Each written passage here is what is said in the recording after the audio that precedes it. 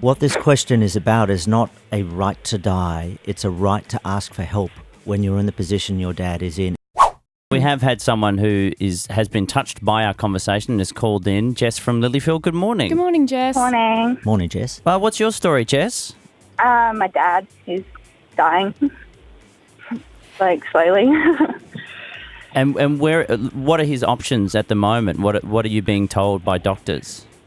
Just to sit there, like it's too late for chemo and all that type of stuff, so you can't really do too much, so he's pretty much just deteriorating slowly. And do you think having an option where he could make the choice for himself would be a beneficial thing for you guys at the moment? He's always told me that that's what he wants. If anything happens, that he would like me to end his life, even though it's not legal.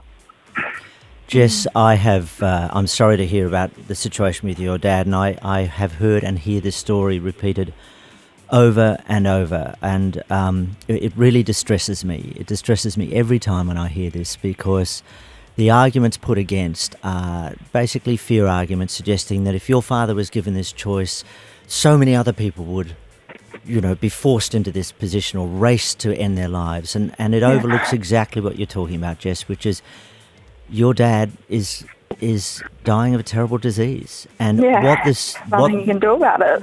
What this question is about is not a right to die; it's a right to ask for help when you're in the position your dad is in. And I'm sure there are doctors and nurses treating your dad who would love to be able to do something more, but the law constrains them from doing it. And it's not fair. Like, you shouldn't be suffering through all this stuff. And like, if you want to end your life, like, it's your choice.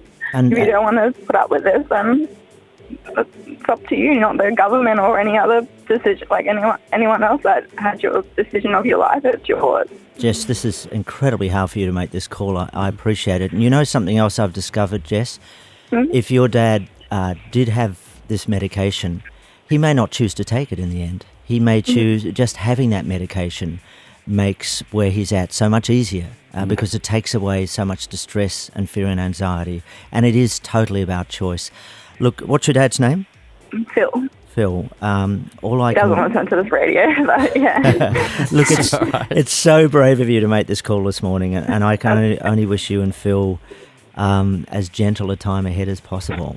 Yeah, it's been going on for a couple of years now, but the last couple of months it's been really bad. Like, I don't live in the area that he lives in, so I'm constantly like flying back and seeing him and calling him every day and all that type of stuff. And it makes it hard not living there. And that uncertainty too is part of what makes it all the more painful. Yeah. And look, all I can suggest, Jess, and it's interesting, people think this is just an old person's issue.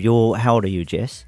I'm 23. Yeah, okay. So it's the families involved as well. To anyone listening, and to you, Jess, who are energised by this, who understand what Jess is saying, speak to your local member, your state member, because politicians don't hear this enough. And when you next speak to your doctor, say, how do you feel about this? If you feel that there should be a law, then you've got to speak to the leadership of your medical body. They've got to start moving on this, because they're blocking this conversation in Australia. And whenever I hear a story like Jess's, again, it just fires me up. I think this is very, very wrong.